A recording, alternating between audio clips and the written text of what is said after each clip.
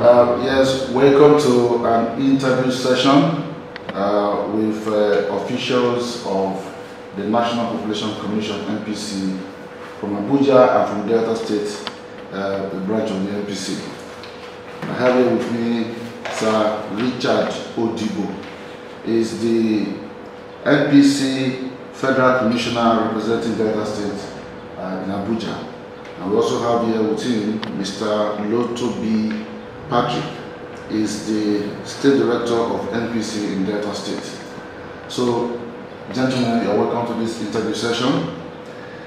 Straight to the business of the day. Sir Richard Odibo, please tell us about the National Population Commission, NPC. The National Population Commission is the commission saddled with the sole responsibility of handling census matters in the country. It was established in 1988, and it's not a board, it's a commission. That's why you address the members as honorable federal commissioners. The commission is made up of 36 federal commissioners representing the 36 states of the country, including FCT. There's a chairman, executive chairman, and we have the director general, who is in charge of the day-to-day administration of the commission. So we also have offices in all the states, headed by state directors. And going further down, we have offices in the 774 local governments in the country, headed by controllers. So what are the major functions of the NPC? Why was it set up? In every country, you need to plan. The commission, as it were, was set up by the federal government to enable it to plan for developmental purpose. The commission cannot plan if they don't carry out, if they don't have data, they don't have information. So the NPC is tasked of carrying out surveys that will generate data that will be given to the federal government on the powers that be to enable them to come up with development plans. And one of such survey, if I may use that to describe it, is a census. The census enables the country to know the number of persons. You cannot plan for a place, even your own household, your community, your local government, your state, if you don't have an idea of the population. And not just the idea of the population, the demography of the population will enable you to plan for the place. Secondly, there are so many other surveys that the agency or the commission is handling, is responsible for, like education survey, agri survey, health survey, so many and more. The country is not acting, it's not on its own. The country is acting in collaboration with the Community of Nations. There are development partners. The UN is there, UNICEF is there, UNESCO is there. All these agencies are interested in the country, especially with the position we occupy in Black Africa. So they are interested in the development stride of the country. If we don't plan, anybody that does not plan, a body that does not plan, plans to fulfill. Okay, thank you very much, Honorable Commissioner. You are the Commissioner representing Delta State at the Commission in Abuja. What specific functions are you saddled with? As the Commissioner representing Delta State, I am the bridge between the states and federal. The state, like I said, is headed by a state director. I'm the chief executive of the state. Everything stops by table. I supervise what is happening in the state. While the state director is responsible for the day-to-day running of the state offices in the local government and all that, he reports to me. I'm at the national to join the decision-making process at the commission level, and I convey such down to the state and ensure that they are implemented. Okay, so much so good. The NPC has fixed a trial census to start from the 11th of July 2022. What is it all about? Trial census, yes. Like it implies trial. Should be underlined in capital. TRIAL, trial census. It's a dress rehearsal. It's just like you want to marry, your church will invite you to come and rehearse how you count your steps, how you move into the altar and all. We have plans to carry out, to conduct the census for the country next year. And like I told somebody yesterday, that census is a process. The actual head count is just the icing on the cake. We've done what we call enumeration area demarcation, which enables us to determine the enumeration areas we have. What do I mean by enumeration areas? Just like you have federal constituencies and wards for INEC. For us, the National Population Commission, we have enumeration areas. We demarcated the whole country, the several rounds of local governments, into smaller units, geographic units, to enable us to assign, for planning purpose, 2 enumerators. So we know if we have X number of enumeration areas in one local government, we multiply it by 2. So we know that that number of enumerators is what we need for us to be able to carry out an effective census exercise. So we did that. We call it EAD, Enumeration Area Demarcation for short. EAD. Then we also held a pretest. We had the first pretest, testing all the equipments and instruments we used. We had a second one. And now we are going to trial census. What do I mean by this? The methodology we are using. We have gone digital. It's not the paper and biro census that we used to have. The PDAs we are using, the hand devices we are using, we are trying them. Will they work? How are we employing the ad hoc staff we require for the census? That number, how will we employ them? Are we going to have a physical interview of the staff, the ad hoc staff? No. We are having an e-recruitment system, so we open a portal and we ask them to apply. Definitely there are challenges. So these are the challenges we are looking out for, so that we can start planning to eliminate them before the actual census. There's the challenge of communicating the information we have to the database, especially where they don't have network. So, for example, in Bayelsa, we want to the remotest corners in Brass. We are conducting our trial census there. There are security challenges. We've gone to the remotest parts of the north too. How can we conduct census in such areas despite the security challenges?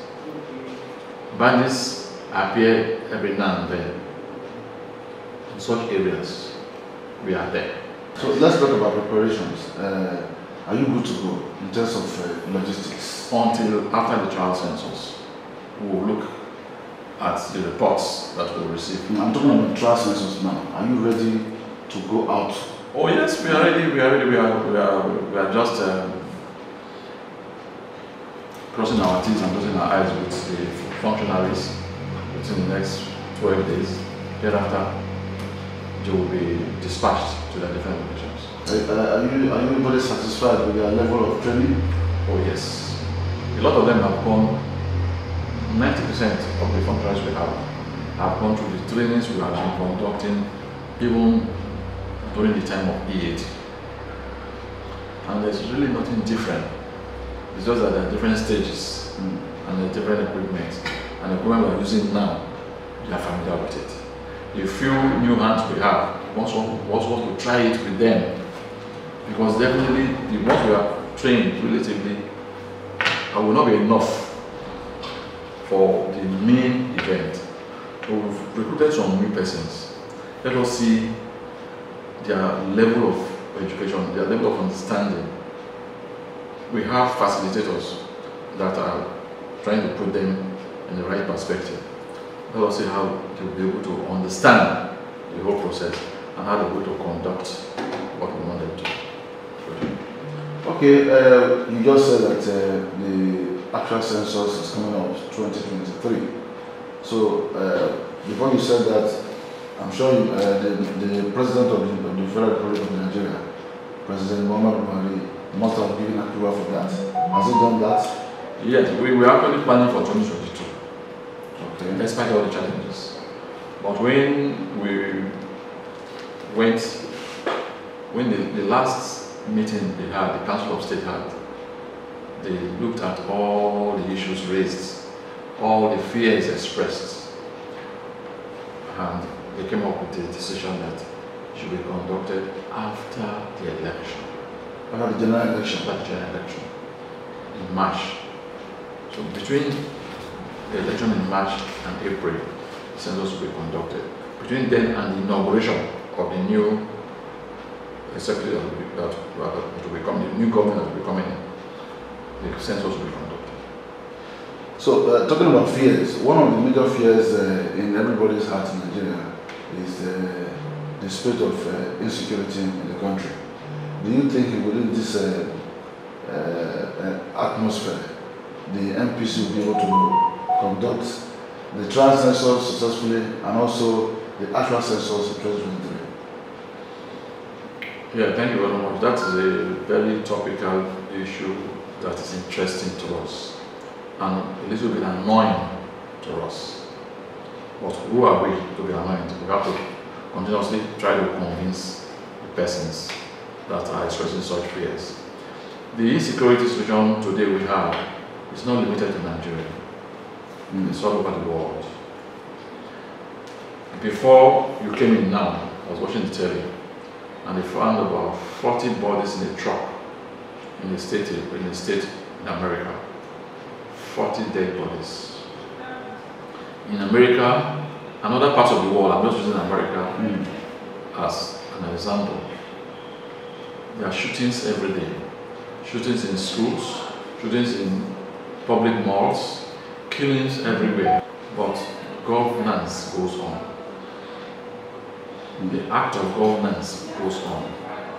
You can't say because there's insecurity, government should wait and fold their arms until they finish the challenge of insecurity before. We conducted our census, the last we had was 2006. How many years now? Over 16 years. Yeah. The data we generated then are all obsolete. So a government that does not have information cannot plan for its citizens. That's true. So if you say because of Boko Haram, the insecurity challenge, banditry here and there, it is the fact that we refuse to conduct our census and know what we can plan with. That's why we have this banditry. If your population outnumbers your resources, there's no way you can manage it. The outcome will be violence. And what are we saying? Let us plan. Let us have the right figures to enable us plan so that we can stop this crisis we are having. The population we have, we didn't plan for it. The numbers of young ones living in universities, we didn't know. Now they have come, we have an army of unemployed youths. If we don't do anything about it, very soon you cannot even go out with your. Let us not talk about the car. about the cars we have today, the kind of the model of cars we have today, that would even be. Even the bike, the youths will molest you and take your bike from you. Today, here in Delta, youths no more want to go to school. They tell you that Western education is a scam. Now when they go to school, they come back, no job, no employment. How can you provide employment for them when you don't know the number that you are rolling out? It is when you have an idea, the demography of the population, you know the people that are coming, and you can plan for them. So you are saying that insecurity or no insecurity, NPC will go ahead? Everything will go ahead. The government, in its own wisdom, have given us the go ahead, and they should go ahead. Okay, you were hammering on the truthfulness of figures, reliable population figure or census. How are we sure that with this the new methodology, we are going to have true population figures, that the figures this time around won't be manipulated? Before now, censuses were not conducted in a very, very organized manner in the country. The EAD that we have come up with, the country is receiving an award this week or next week in America as one of the best in the world. The satellite imagery we are using has made it almost impossible for you to tell a lie successfully about the number of persons you have, for example, in the creeks. In our creeks here, if you say you have 1 million people and in the local government, and we show you the satellite imagery of your local government, I will ask you, where do you have this 1 million people? You will not be able to defend it. That is satellite image. So the methodology has rubbished all those lies. All those lies that people come up with to say, oh, we are 20 million people. Just as INEC have gone ahead with the BVAS, we in the National Population Commission, we have also gone ahead with all what we're introducing. Okay, thank you, sir. You said the last population census was conducted in 2006, about 16 years ago. Why was it so delayed for so long? It's a constitutional matter, which creates a lacuna. The lacuna is that we are not challenged. It's not compulsory for us to conduct census every 10 years. It's not. The Constitution says that censuses could be conducted periodically after the approval of the President. So the President is at will to tell you 20 years after before, or after 20 years before, you can come and conduct the census now. The President can act in his discretion. It's discretionary to the President. So we are now working in collaboration with the National Assembly with a view to reviewing that aspect of the Constitution, that we should follow the best international practice by conducting census than by making census a decennial thing. Every 10 years? Every 10 years, at most 10 years. Okay, sir. Your functionaries will be going into the remote creeks or parts of each of the local government areas that you are posted to. And some of these creeks are geographically or in terms of terrain very difficult and unfriendly. What modalities has your commission put in place to ensure that these functionaries are able to reach the remote areas and function? That's why we ask for the collaboration of the state government and the stakeholders. Funny, there are some things I don't want to say, but I may say them here now. The federal government wants to help, but the federal government cannot do everything. I wanted boats I was given one vote. One vote in Delta State. I said I needed bikes. I was given 3 bikes. Will 3 bikes be enough for me, my men to use into the interior? Will 1 boat be enough? So, if 1 boat will not be enough, what do we do? Do we go and hire boats? Yes. But what if we don't have the capacity, the financial muscle to hire enough boats? You, a stakeholder, for example, will appeal to you, please help us with boats because your place is very, very far into the Atlantic.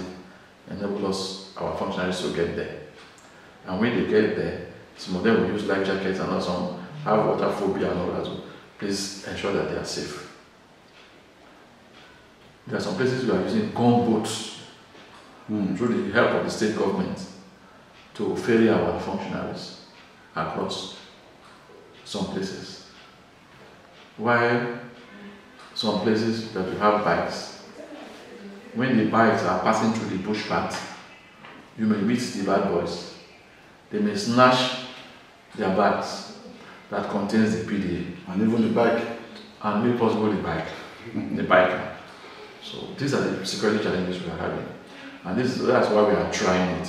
The state government has tried by helping us to talk with the different security agencies, which we have also interfaced with.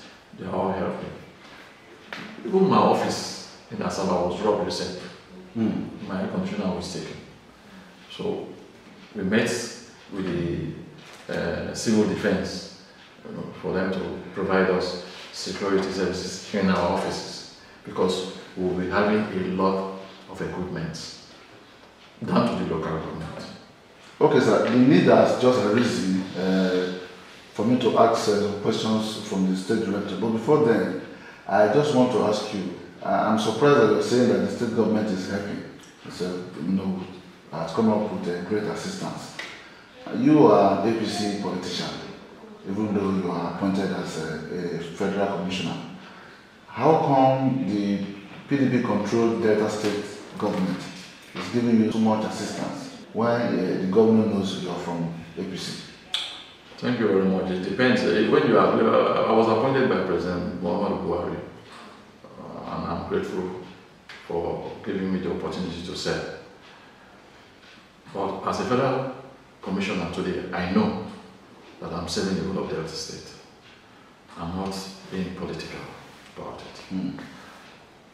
I relate with PDP members, I relate with SDP members, I relate with party members, APC, I relate with even the APGA members today. I relate with everybody, even the idol worshippers.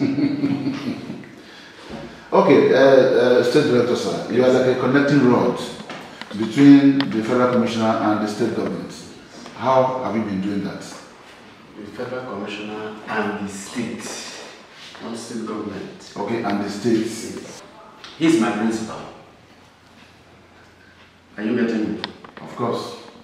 A little to the left, a little to the right.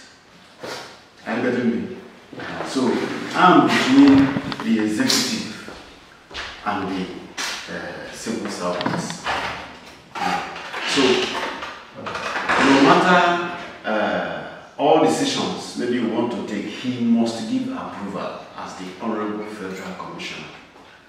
Are you getting it? So he is like an umbrella for us. And whatever decision they take in Abuja, that is what we execute here. Okay, the functionaries that are currently being trained, how are they drawn? It's done centrally in Abuja. So we use e-recruitment form. Okay. And the portal was open for all of them to fill the form, after which approval will be given. That is not to say that the state or the Honorable Federal Commissioner will not make an input. Are you getting me? Yeah. Yes. So, but it was done centrally. Okay, so everything is good to go from your end. By the grace of God. Honorable Commissioner, sir, you are currently the Commissioner representing Delta State and the MPC in Abuja. when you finally leave office as commissioner, what would you leave behind as your legacy? Interesting. When I got to the commission, I met a rickety office. That office today is a different ballgame. It's changed, totally changed. I'm sure that period, that long period, and there was a time the state didn't have a commissioner. For about 3 years, the state didn't have a commissioner. Although there was a supervising commissioner, okay, but it's not as good as when you have your own commissioner. Like today, I told the whole state, the supervising commissioner will not have the time to tour the state. I understand the terrain, understand where they are going. If you're coming from any part of the state, if people have issues, Delta and other issues, most times call me directly, even from Delta North, because I'm from here. But when you bring someone that's not from here to supervise the place, it's not as easy as that. So because of that problem, the office, there was a challenge, and I've taken care of that. The workers, I want to believe, they appear to be happy. I want to be remembered for a commissioner that has made things happen. Okay? Because there are so many things that are as far from the words that are filtering into my ears that they've not had it that good. I don't know if I'm being flattered, but I imagine that it's the truth. As a commissioner that made this happen, and one of those things that will happen is the successful conduct of the trial census and the real census 2023. So, how have you been able to reach out to stakeholders to support the functionaries? That's what I'm doing now. That's what I've been doing since, and that's what I'll continue to do. So, what method do you use in reaching out to them?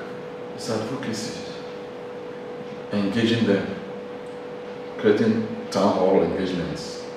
Before even the influencers, decision influencers, those that can influence decisions, those that can help us communicate the message down to the grassroots, we are engaging them. The local government, we are engaging. The traditional institution, we are also engaging them, because they are the custodian of the tradition and they relate very well with the grassroots. Most of the palaces are visited. You will see one of the traditional rulers that was with us yesterday. He was a staff of the commission in his younger days. Wow.